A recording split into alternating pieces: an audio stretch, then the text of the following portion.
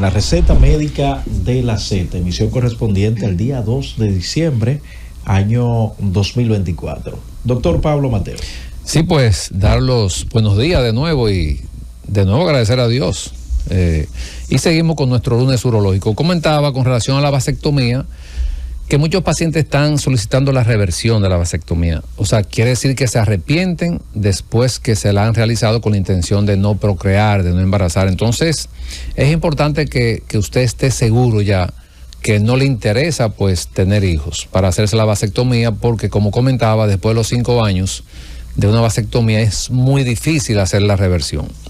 Y lo otro que quería comentar es un estudio que se realizó en España con relación a un síndrome del hombre lobo o hipertricosis en lactantes. Y esto está ocurriendo en hijos de hombres que utilizan el minoxidil, que es una sustancia para la calvicie.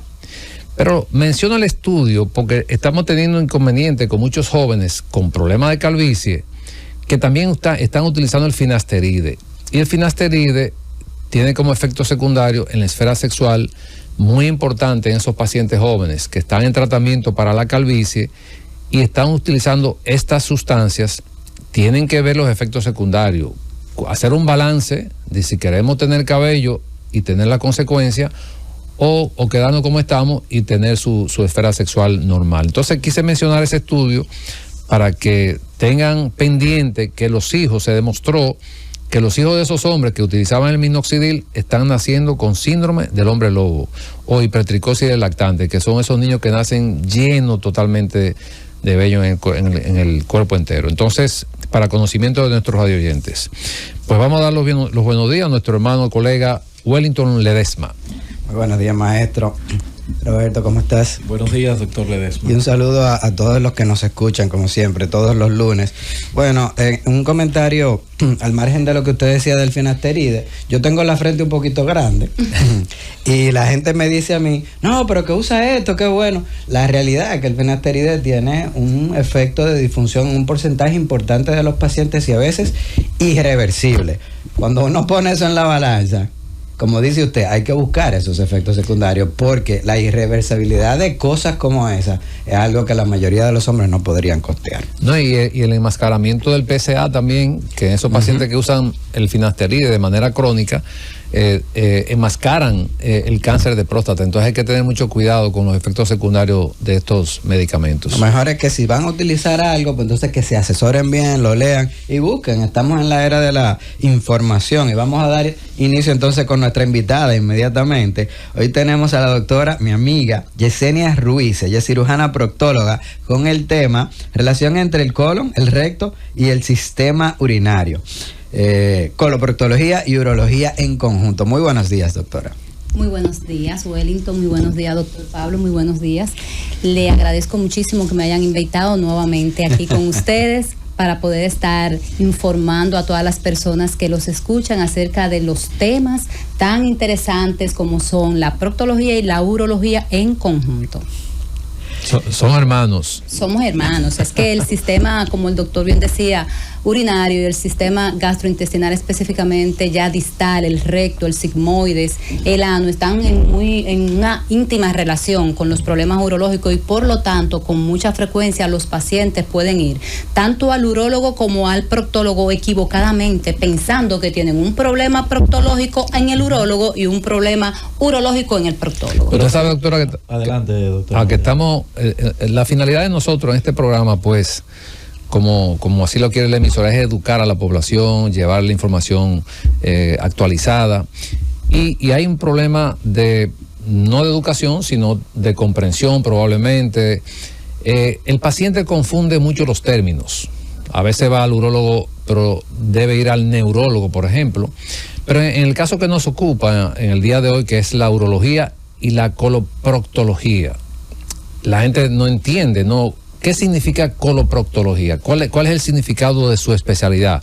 Para que nuestros radioyentes en el momento, en la sección de preguntas, pues ya tengan su pregunta ya pues hecha. Sí, claro que sí. La coloproctología es la rama de la cirugía que se encarga acerca de los problemas tanto clínicos como quirúrgicos del colon, el recto y el ano.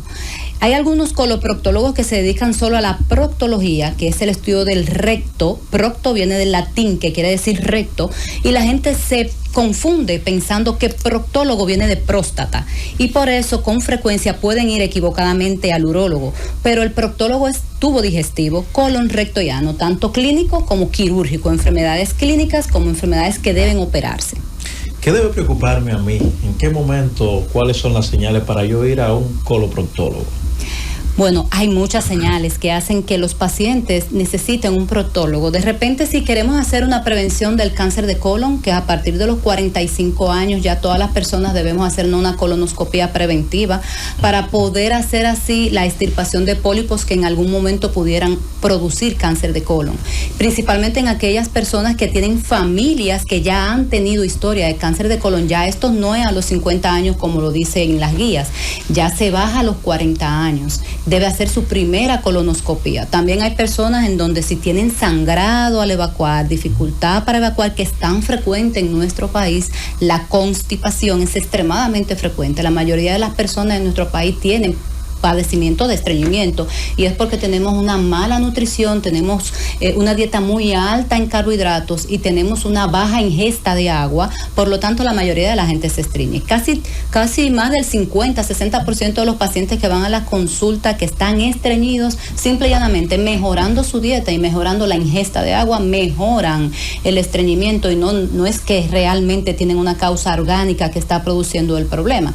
Entonces, pacientes que tienen estreñimiento, pacientes que tienen sangrado, casi todo el mundo le atañe el sangrado a las hemorroides, y no todo lo que se sangra por el ano es hemorroide. Hay pacientes que pueden tener un cáncer, por eso el que sangra por el ano no debe verlo como una forma normal. No debe decir, no, eso es normal, eso se me va a quitar. No, es una alerta. Debe de ir al coloproctólogo para hacer su chequeo preventivo.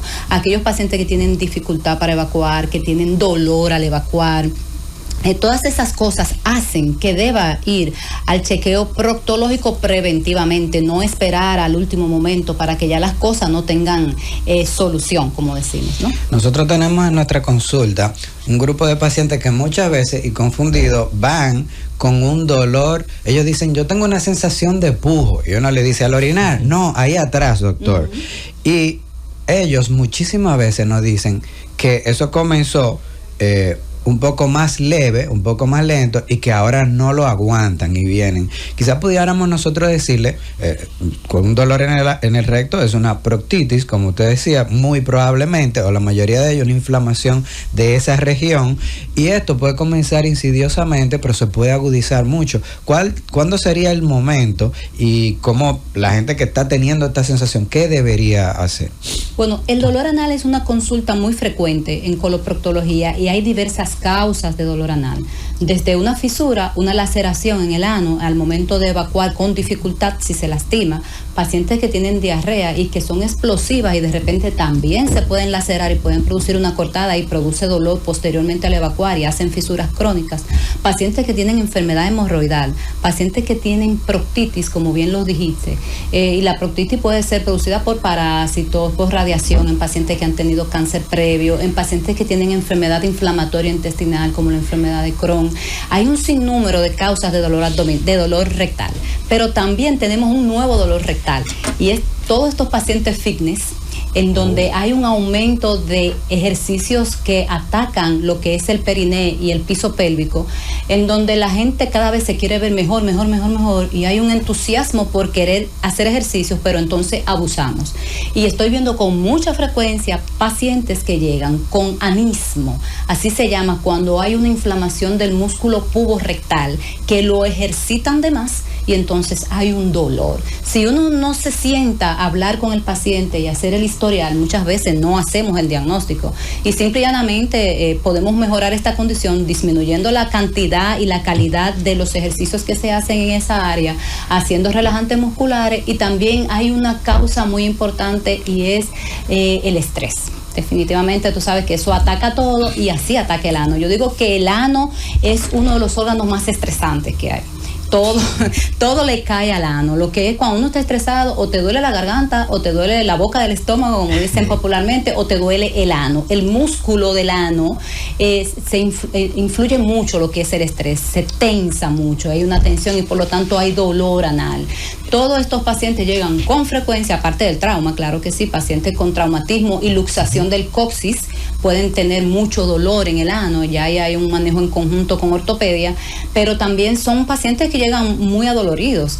Y hay otras causas ya de dolor anal, pero esas son las más frecuentes, con las que más el paciente consulta. Doctora, yo pensaba que el ano y el recto era lo mismo. No, mi doctor. El ano es la parte terminal del tubo digestivo, que puede medir de 3 a 5 centímetros. En el hombre habitualmente mide un poco más, el canal anal es más largo que en la mujer, y el recto es la parte más superior que da la continuidad al colon, al ano. El recto viene siendo como una bolsa de almacenamiento para las heces fecales antes de la evacuación. Ok. Sí, porque ha habido una confusión, y es bueno para nuestros radioyentes que sepan que hay una diferencia entre lo que es el ano y lo que es el recto. Señores, la curiosidad de la vida, escuché a un maestro decir que la misma membrana que forma la boca forma el recto, supuestamente, pero fue un maestro que dijo esto que tiene que ver con la clase de embriología, de hecho. Bueno, ¿es así? Bueno, el tejido es diferente. La gente sí lo embriológicamente no vienen del mismo tejido endodérmico o ectodérmico, pero sí en cuanto a algunas patologías que se pueden ver en la boca, podemos tocarla en el ano. Ok. Doctora, riesgo o peligro, ¿existen algunos para la colonoscopía? Porque escuché un caso en estos días donde, de hecho, un médico que fue a hacerse ese estudio y que supuestamente le perforaron algo. ¿Cuál es el riesgo? La colonoscopía es un estudio endoscópico, tanto terapéutico como diagnóstico, que se hace a través del ano, que lo hacemos los coloproctólogos y los gastroenterólogos. Siempre que vayamos a hacer una colonoscopía debemos ver los factores importantes y patológicos que pueda tener el paciente, porque hay un grupo de pacientes que puede tener riesgo de perforación. Y principalmente cuando identificamos pacientes que tienen antecedentes de enfermedad diverticular, que es una enfermedad que ataca el colon, donde hay unos saquitos, una debilidad en la pared del colon, estos pacientes tienen predisposición a perforarse debido a que la colonoscopía se hace a través de insuflación. Se hace un lavado del intestino para que el intestino esté limpio, esté libre de materias fecales, pero también al momento de realizarse hay que inflar el colon para que distienda y uno poder avanzar y poder diagnosticar los padecimientos de los pacientes. Cuando los pacientes tienen enfermedad diverticular o cuando tienen antecedentes de cirugías previas, donde hay bridas y adherencias, en donde hay curvaturas difíciles, puede el paciente perforarse. Pacientes que tienen enfermedad inflamatoria intestinal, enfermedad de Crohn, colitis ulcerativa, pueden perforarse. Es decir, hay un grupo de pacientes que antes de hacer la colonoscopia debemos identificarlo para saber que esa colonoscopia debe hacerse con baja presión para no inflar mucho, para evitar esa complicación.